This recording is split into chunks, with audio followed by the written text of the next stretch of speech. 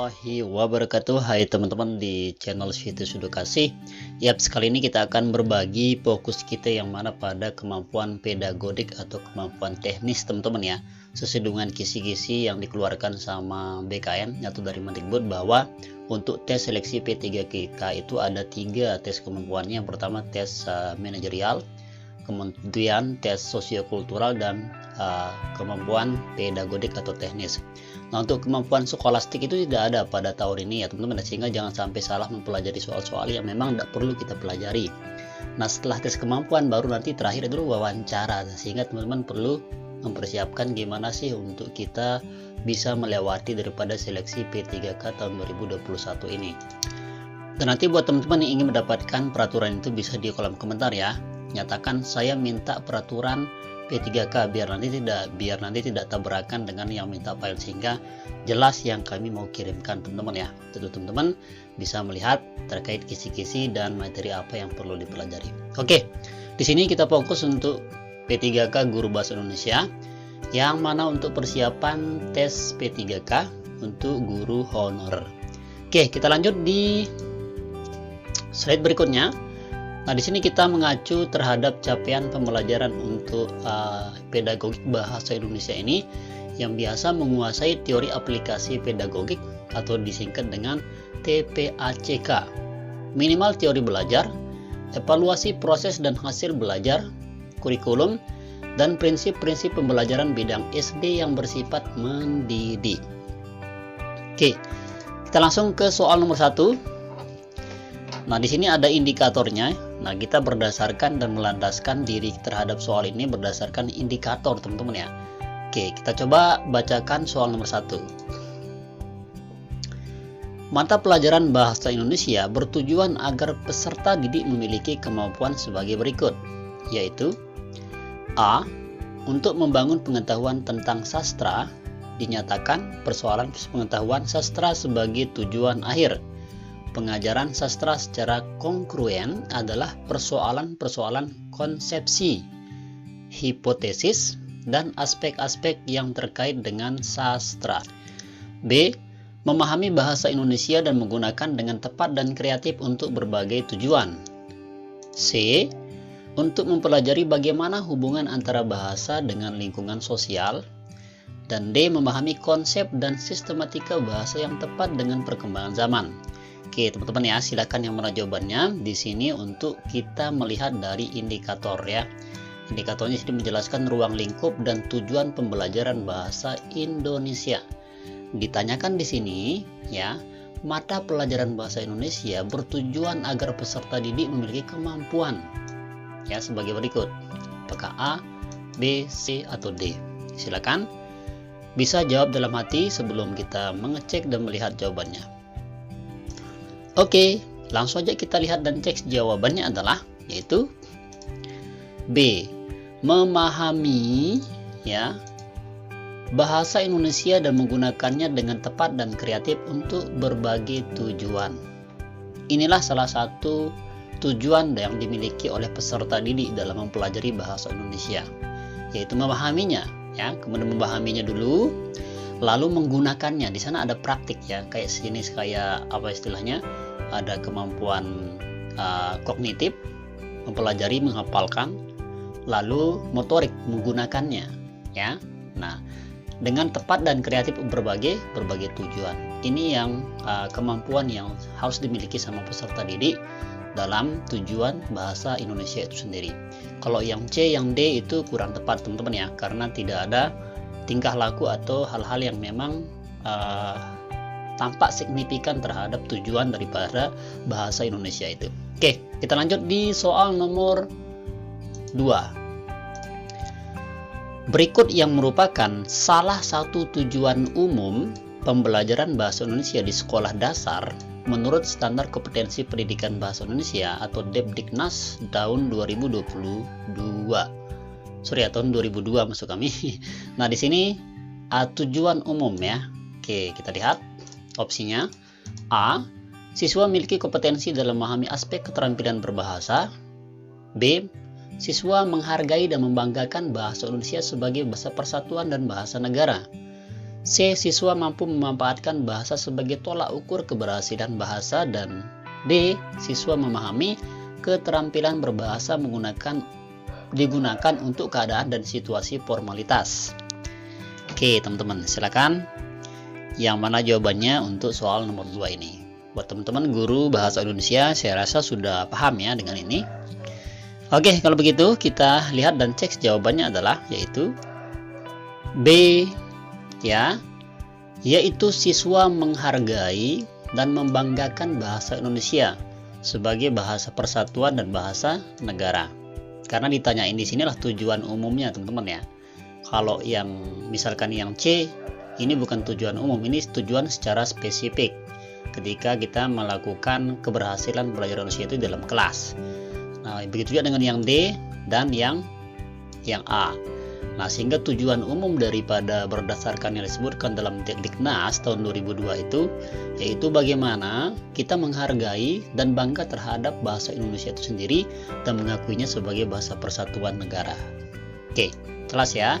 Yang tepat adalah B. Oke. Next, kalau begitu kita lanjut ke soal nomor 3 ya. Oke. Kita bacakan. Tujuan pembelajaran bahasa Indonesia adalah A. Mengajak siswa berkomunikasi baik secara lisan maupun tulisan. B. Agar siswa dapat memiliki pengetahuan tentang teori bahasa sesuai target. C. Mempersiapkan siswa untuk mampu melakukan interaksi yang bermakna dengan lingkungan. Dan D. Agar siswa memperoleh nilai maksimal dalam pengetahuan bahasa. Oke, silakan teman-teman yang mana jawabannya. Untuk soal nomor 3 ini, tujuan pembelajaran bahasa itu apa? Oke, kita tunggu 2 detik dari sekarang. Bisa melihat di dalam hati atau jawab pada kolom komentar juga boleh. Oke, kita lihat dan cek saja jawabannya adalah yaitu C teman-teman ya. Kenapa C? Karena di sini dijelaskan adalah tujuan pembelajaran bahasa agar ya mereka itu mampu mempersiapkan melakukan interaksi yang bermakna dengan lingkungan. Kenapa tidak A jawabannya Mas? Kenapa tidak A? Karena kalau yang A ini dia itu masih secara secara khusus, bukan secara motoriknya teman-teman. Jadi dicaratkan di syarat tujuan pembelajaran bahasa itu bagaimana dia itu mampu berinteraksi ya yang bermakna dengan lingkungan. Nah, sehingga dia berinteraksi ya, bukan secara lisan saja, bukan secara tulisan saja dia paham, tapi dia mampu mengaplikasikannya terhadap lingkungan itu. Nah, kalau yang D ini hanya di dalam tulisan saja, atau maksudnya secara teori teman-teman ya, secara pengetahuan itu tidak penting. Sedangkan tujuan bahasa itulah bagaimana kita bisa menyampaikannya, karena bahasa itu adalah skill bukan knowledge teman-teman ya. Bagaimana kita bisa mampu berbahasa persis seperti bahasa ibu kita begitu. Apalagi yang B juga salah ya, ini masih dalam bentuk yang tidak kena dengan tujuan pembelajaran bahasa itu sendiri. Oke, jelas ya. Jadi yang tepat adalah jawabannya C. Oke, kalau sudah jelas kita next lanjut ke soal nomor 4 teman-teman ya. Oke, kita bacakan. Di bawah ini merupakan peranan pembelajaran bahasa Indonesia kecuali. Ini ada kata kecuali. A. Memiliki peran standar dalam perkembangan intelektual, sosial, dan emosional peserta didik. B. Sebagai penunjang keberhasilan peserta didik dalam mempelajari semua bidang studi. Kemudian C. Sebagai alat komunikasi untuk menyampaikan pesan terkonotasi pikiran. Dan D. Meningkatkan kemampuan berkomunikasi bahasa Indonesia lisan dan tulisan peserta didik. Oke, silakan teman-teman yang mana jawabannya. Oke, langsung aja kita cek jawabannya adalah yaitu C teman-teman ya. Jadi di sini dijelaskan bahwa kecualinya berarti sebagai alat komunikasi menyampaikan pesan yang terkonotasi pikiran. Nah, sedangkan peran pembelajaran bahasa itu sendiri adalah yaitu memiliki peran sebagai perkembangan intelektual, sosial, emosional peserta didik, lalu menunjang keberhasilan peserta didik dalam mempelajari semua bidang studi, lalu meningkatkan kemampuan berkomunikasi bahasa lisan dan tulisan untuk peserta didik. Nah, sehingga di sini jawaban yang paling tepat adalah C, teman-teman. Ya, karena dia yang kecualinya yang di luar daripada peranan pembelajaran bahasa Indonesia itu sendiri. Oke, jelas ya? Yaps. Kalau belum jelas bisa di kolom komentar. Kalau misalkan ada komplain bisa juga nanti perbaiki kami karena kami juga manusia, teman-teman ya. Nanti kita coba berdiskusi dan kami kasih file asli, file lengkapnya biar bisa membandingkan dan bisa melihat kenapa kok begini jawabannya seperti itu. Oke, kita lanjut di soal nomor 4, teman-teman ya. Oke, sorry, soal nomor 5 masuk kami. Oke, ini dia soal nomor 5, yaitu ini indikatornya khusus untuk nanti soal nomor 5 sampai 14. Merumuskan indikator dan tujuan pembelajaran berdasarkan KD Bahasa Indonesia. Oke, kita bacakan nomor 5. Dalam pembelajaran tematik, tema bermain di lingkungan, rumusan indikator menyebutkan keberagaman anggota keluarga berdasarkan kegemaran. Rumus tujuan yang sesuai adalah, ini buat teman-teman guru PGSD yang biasa ngajar di SD sudah paham ini, teman-teman ya. Subtema, tema, tematik dan sebagainya. Oke, kita lihat A. Dengan kegiatan bermain peran, siswa dapat menerapkan norma dalam keluarga dengan baik. B. Dengan kegiatan bermain peran, siswa dapat menjelaskan norma dalam keluarga dengan baik. C. Dengan tanya jawab, siswa dapat menyebutkan keragaman anggota keluarga berdasarkan kegemaran dengan percaya diri.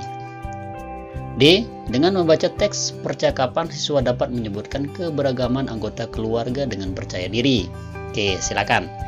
Kita langsung aja nih, tanpa banyak omong, banyak bicara, kita cek saja jawabannya. Jawabannya adalah yaitu C, teman-teman ya. Yaitu bagaimana dia itu dengan melakukan tanya jawab. Sehingga siswa menyebutkan keberagaman anggota keluarga berdasarkan kegemaran dengan percaya diri. Ini adalah sesuai dengan indikatornya, merumuskan tujuan pembelajaran berdasarkan KD Bahasa Indonesia. Ya, jelas ya, karena di sini ada temanya bermain di lingkungan, kemudian rumusan indikatornya itu menyebutkan keberagaman anggota keluarga berdasarkan kegemaran. Nah, nanti rumusan tujuan sesuai dengan tanya jawab, menyebutkan dan anggota keluarga. Oke, itu dia jawabannya adalah C, teman-teman. Oke, kita lanjut di soal nomor 6. Nah, nanti buat teman-teman yang ingin versi lengkapnya, karena di sini kayaknya membahas 20 soal aja. Di sini sebenarnya ada 200 soal. Ini soal untuk guru SD atau guru PGSD yang membahas tentang bahasa Indonesia, atau guru yang lainnya, atau guru SMP juga bisa yang jurusan bahasa Indonesia. Silahkan di kolom komentar, tapi syaratnya jangan lupa like dan subscribe, serta sertakan nomor WhatsApp Anda. Oke, kalau sudah begitu, kita langsung jos menuju ke soal nomor 6. Guru bahasa Indonesia adalah pihak yang paling bertanggung jawab terhadap kualitas kompetensi bahasa Indonesia. Betul, teman-teman. Nah, sejauh ini dipandang para guru bahasa Indonesia kurang optimal dalam memberikan pembelajaran tersebut. Sehingga banyak ditemui para hasil belajar nilai bahasa Indonesia itu lebih kecil ketimbang mata pelajaran yang lain. Betul. Bahkan ketika ujian nasional itu bahkan yang paling sedikit itu bahasa Indo, teman-teman ya. Nah, terdapat kekurangan tentunya dalam memberikan proses pembelajaran bahasa Indonesia. Berikut menurut Sarwiji 1966 menemukan kekurangan guru, di antaranya kecuali A. Kurang memahami tujuan pembelajaran. B. Kurang inovatif mengembangkan program pembelajaran. C. Kurang mampu menyelenggarakan tes hasil belajar. D. Menyusun perangkat pembelajaran. Ini kecuali ya. Oke, silakan buat teman-teman yang pernah baca Sarwiji menemukan kekurangan guru, di antaranya tapi kecualinya. Oke, kita lihat dan cek saja. Jawabannya adalah D. Menyusun perangkat pembelajaran. Nah, ini yang kecualinya. Jadi karena disebutkan di sini yaitu masalah kekurangan guru, tentu kurang memahami, kurang inovatif, kurang mampu. Ini merupakan salah satu yang menjadi lawan kata atau jawaban dari kata kekurangan guru ya. Berarti ada kata kurang. Kata kecuali yang ditanyakan berarti Jawabannya yang tidak menyangkut tentang kritik maupun saran. Jelas ya? Hingga jawabannya adalah D, teman-teman. Oke, next kita lanjut di soal nomor 7. Dalam pembelajaran menulis dengan KD, mendeskripsikan perilaku manusia melalui dialog naskah drama. Guru membentuk siswa dalam bentuk sebuah kelompok. Kemudian siswa diminta mendiskusikan perilaku manusia dalam drama tersebut. Setelah itu, setiap kelompok mempresentasikan hasil diskusi berdasarkan rancangan pembelajaran tersebut. Berikut ini penggunaan media yang tepat adalah, ini ditanyain adalah media, teman-teman ya. Oke, A. Video pementasan drama, B. Pementasan drama, C. Simulasi drama, dan D. Naskah drama. Oke, silakan. Dengan kasus seperti ini yang mana jawabannya, teman-teman? Oke, kita lihat dan cek saja. Jawabannya adalah yaitu A, teman-teman ya. Kenapa A? Karena di sini sudah jelas nih.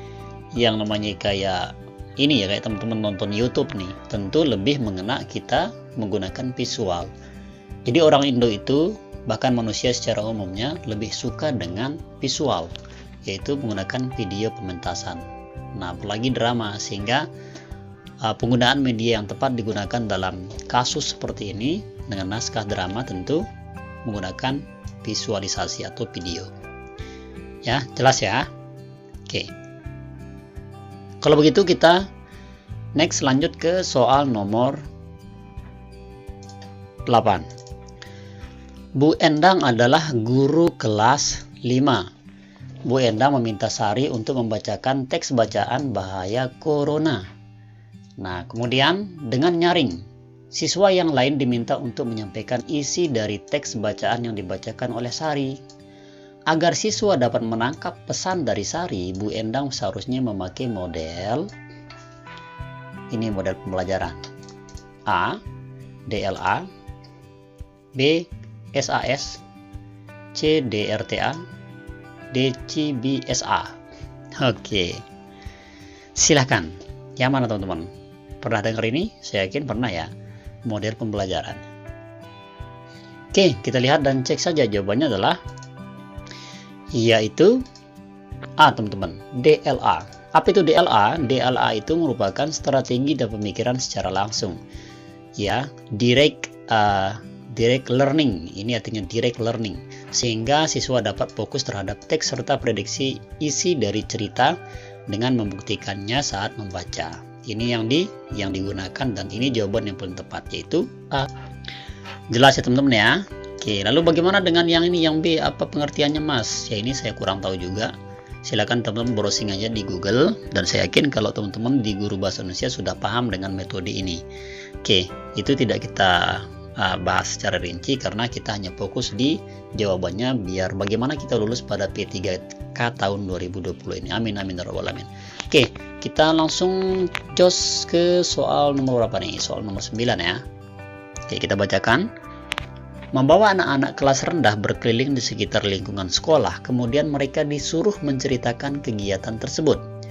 Tergolong teknik A. Bermain peran, B. Pemberian tugas, C. Dramatis, D. Karya wisata. Oke, silakan kita lihat aja. Jawabannya adalah yaitu D. Karya wisata. Kenapa? Karena di sini sudah jelas, yaitu keliling sekitar lingkungan sekolah. Itu disebut dengan tergolong teknik karya wisata. Dramatis, teman-teman disuruh untuk membuat peran-peran kayak drama-drama, kayak teori puisi dan sebagainya dan sejenisnya. Kemudian pemberian tugas, bermain peran. Ini bukan termasuk dalam keliling di sekitar lingkungan. Jadi yang pertama jawabannya adalah D, teman-teman. Oke, jelas ya? Next, kita lanjut ke soal nomor 10 nih. Pembelajaran bahasa yang menerapkan semua aspek kebahasaan dalam bahasa yang diajarkan disebut metode A. Langsung, B. Metode alamiah, C. Tata bahasa, dan E. Pembatasan bahasa. Oke, silakan teman-teman. Yang mana disebut metode ketika aspek kebahasaan. Yaps, kita lihat aja. Jawabannya adalah yaitu A. Langsung. Ini disebut dengan metode langsung. Ya, yang menerapkan semua aspek kebahasaan dalam bahasa yang diajarkan. Nah, sehingga secara langsung apa materi yang kita sampaikan itu cepat kena sama peserta didik itu sendiri. Oke, jelas ya. Next, kita lanjut di soal nomor 11. Contoh penggunaan media lingkungan dalam pembelajaran menulis adalah A. Guru memperdengarkan pembacaan berita tentang lingkungan, alam, kemudian siswa diminta menuliskan inti beritanya. B. Siswa diminta melihat gambar pemandangan yang ada di papan tulis, kemudian diminta menuliskan dalam bentuk puisi. C. Siswa diminta mencatat hal-hal yang dialami di halaman sekolah, kemudian menyusunnya menjadi sebuah karangan. D. Siswa diminta menulis ringkasan dari teks yang dibaca. Oke, kita lihat jauh saja. Jawabannya adalah yaitu C. Siswa diminta mencatat hal-hal yang diamati di halaman sekolah kemudian menyusun menjadi sebuah karangan. Oke, jelas ya. Ini merupakan hal dari contoh penggunaan media lingkungan dalam pembelajaran menulis, yang mana kita menyuruh mereka mencatat hal-hal yang diamati kemudian menyusunnya menjadi sebuah karangan. Oke, jelas teman-teman ya. Jawabannya adalah C, sesuai dengan indikator tadi, indikator yang untuk nomor soal nomor 5 sampai nomor 14. Oke, buat teman-teman saya lagi yang ingin versi lengkap daripada soal ini, silakan di kolom komentar ya. Nyatakan Anda sudah like dan subscribe untuk kami kirimkan file aslinya, dan nanti kita berbagi dan bisa juga share video ini ke teman-teman yang lainnya yang belum tahu, biar nanti kita bisa menjadi bisa menjadi amal jariah kita bersama, sehingga berbagi hal bermanfaat itu memang yang tujuan daripada hidup manusia, yaitu bermanfaat bagi banyak orang. Oke, kalau gitu kita next lanjut ke soal nomor berapa nih? Soal nomor 12. Dalam pendekatan world language, siswa bekerja dan belajar sesuai dengan kemampuan serta berbagai tanggung jawab dalam pembelajaran. Sedangkan guru berperan sebagai A. Pengarah atau moderator selama pembelajaran berlangsung. B. Model dalam pembelajaran agar dapat ditiru oleh siswa. C. Perencana pembelajaran, perancang kelas dan fasilitator bagi siswa. Dan D. Pengatur dan penguasa kelas dalam rangka tercapainya tujuan pembelajaran. Oke, silakan rekan-rekan guru SD, rekan-rekan guru bahasa Indonesia yang mana jawabannya. Oke, kita lihat, cek jawabannya adalah yaitu C. Perencanaa, pembelajaran, perencana kelas, dan fasilitator bagi siswa. Ini merupakan salah satu tanggung jawab kita sebagai guru dan peran kita sekaligus sebagai seorang guru, yaitu merencanakan pembelajaran dengan membuat RPP, membuat segala sesuatu yang kita persiapkan dalam kelas, kemudian merancang kelas, dan sebagai fasilitator ketika ada yang butuh sesuatu, ada yang butuh buku, ada yang belum paham dengan materi yang kita sampaikan, itu kita fasilitasi kita sebagai tenaga pendidik. Jelas ya? Oke, kita next ke soal nomor 13. Anda mengajarkan membaca intensif teks narasi dengan indikator mengidentifikasi kata-kata yang ada dalam teks. Aktivitas yang dapat dilakukan oleh siswa setelah membaca teks adalah A. Mencari makna kata-kata sukar dalam teks dengan menggunakan kamus. B. Menyusun kalimat berdasarkan kata-kata yang disediakan oleh guru. C. Menggunakan kamus dan membuat kalimat. Dan D. Mengisi bagian yang kosong dalam teks dengan kata-kata yang sesuai. Oke, kita lihat aja. Jawabannya adalah yaitu A. Mencari makna kata-kata sukar dalam teks dengan menggunakan kamus. Oke, kenapa jawabannya yang A, teman-teman? Perlu diketahui bersama di sini bahwa di sini ketika kita mau mengajarkan membaca yang intensif ya. Pahamlah intensif itu seperti apa. Dengan indikator mengidentifikasi kata-kata. Nah, di sini tentu yang paling tepat adalah A. Mencari kata-kata dulu yang sukar ya. Kemudian menggunakan kamus. Dengan menggunakan kamus. Di sini ada aktivitas. Ya, setelah mereka membaca itu, kan mereka belum paham nih, ada kata-kata istilah-istilah yang belum secara familiar itu belum diketahui sama anak-anak, sehingga ketika dia membaca itu dia bisa menggarisbawahinya lalu mencarinya menggunakan kamus. Begitu ya. Ini yang poin A. Oke, kalau yang B, C, D ini kurang tepat teman-teman ya, karena bukan masuk dalam kategori intensif. Ya, kalau dia menyusun di sini kan disuruh mengidentifikasi kata-kata nih. Kemudian menggunakan kamus, membuat kalimat.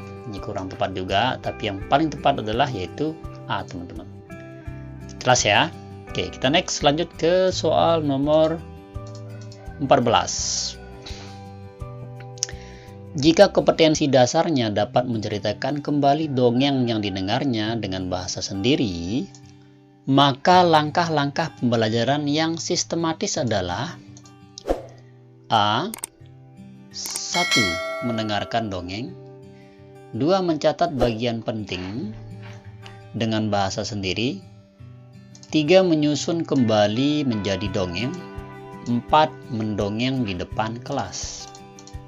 B. Mendengarkan dongeng. 2. Mendongeng di depan kelas. 3. Mencatat bagian-bagian penting dongeng dengan bahasa sendiri. Dan 4. Menyusun kembali menjadi dongeng. C. Terlihat. Mendongeng depan kelas.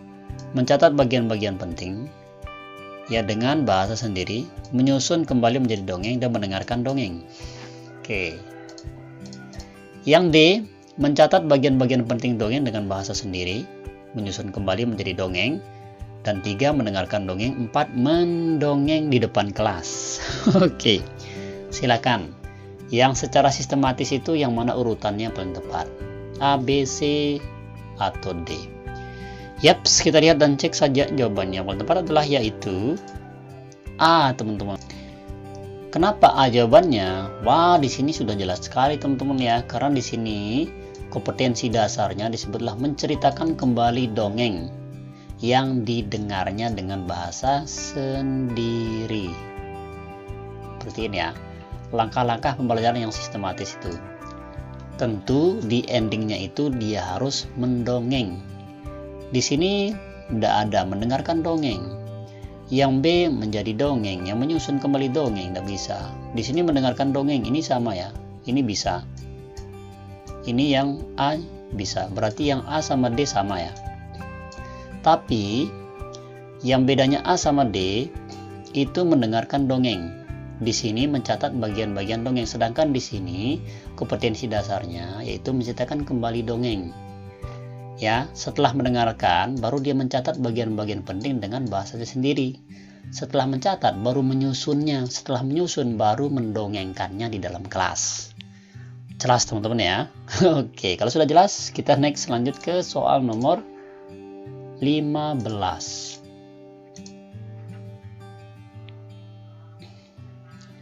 Nah, soal nomor 15 di sini ada indikatornya. Tentu pada soal-soal untuk yang pedagodik guru bahasa Indonesia ini kita mengacu terhadap indikator ya, yaitu melaksanakan pembelajaran bahasa Indonesia SD dengan pendekatan yang tepat.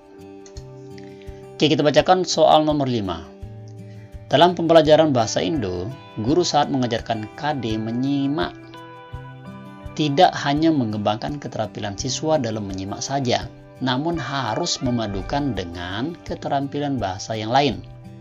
Hal yang semacam ini merupakan A. Penerapan pendekatan struktur. B. Penerapan pendekatan kontekstual. C. Penerapan pendekatan terpadu interbidang studi. C. Penerapan pendekatan kumulatif. Oke, silakan. Mungkin pernah dengar istilah ini.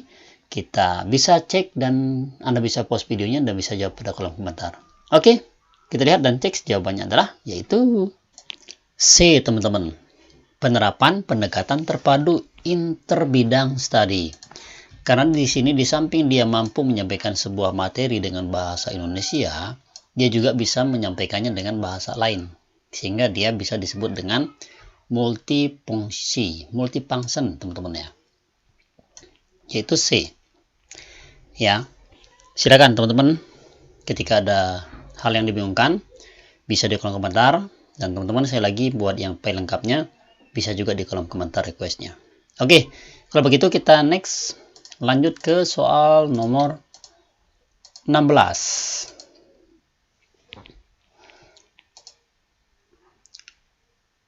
Taringan dalam Supriyadi 1991 pada halaman 36 mengemukakan prinsip yaitu 1. Belajar lebih dipentingkan daripada mengajar. 2.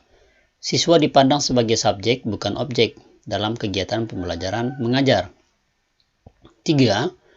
Melalui partisipasi ketika guru menjelaskan, siswa cermat mendengarkan, bertanya, kemudian mendebat, menambah contoh dan ilustrasi, mengembangkan pikiran, mengalami, mencoba, dan melaksanakan atau mempraktikkan sesuatu yang dipelajari siswa akan menghasilkan hasil belajar yang lebih mantap.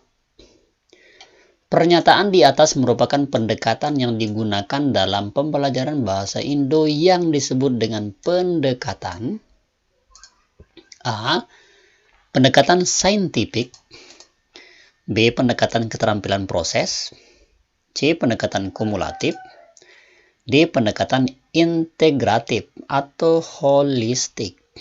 Oke, silakan teman-teman.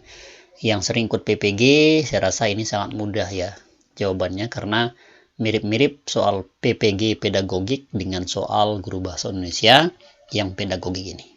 Oke, langsung aja kita just cek jawabannya adalah yaitu B. Pendekatan keterampilan proses. Jelas ya teman-teman ya. Oke. Next kita lanjut di soal nomor 17. Menurut Kaseng 1989 halaman 45, pendekatan ini berpedoman pada 5 prinsip, yaitu 1. Mengutamakan pelaksanaan isi kurikulum, bukan menyelesaikan jenjang demi jenjang. 2. Bertolak dari komunikasi dan berlanjut pada penyajian butir linguistik. 3. Memberikan penekanan pada faktor ekstrinsik bahasa. 4. Mementingkan dan mengikutsertakan tanggung jawab siswa. 5. Mengubah peran guru menjadi fasilitator, peserta, peneliti dalam kegiatan belajar mengajar. Pendekatan yang sesuai dengan kalimat prinsip kelima di atas dalam melaksanakan pembelajaran bahasa Indonesia di SD adalah A.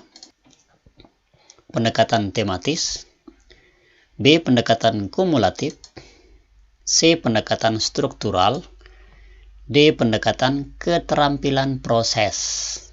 Oke, untuk nomor 17 ini silakan teman-teman, yang mana yang paling cocok digunakan untuk pembelajaran bahasa Indonesia ini? Pendekatan apa? Oke, kita bisa cek dan lihat pendekatan yang digunakan adalah yaitu pendekatan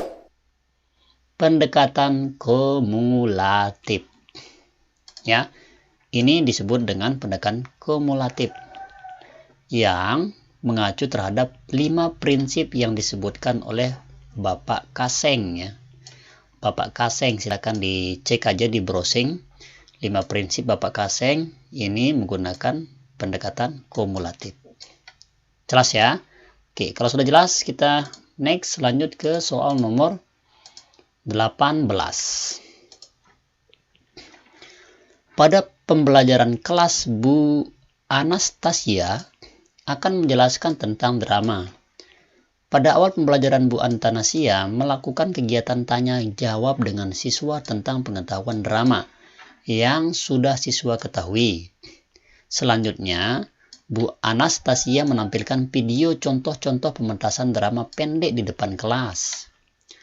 Lalu, siswa diberikan teks dialog drama yang sesuai dengan video tadi. Dari teks dialog tersebut, siswa diminta untuk bermain peran sesuai dengan karakter yang ada pada video contoh drama pendek diputar tadi.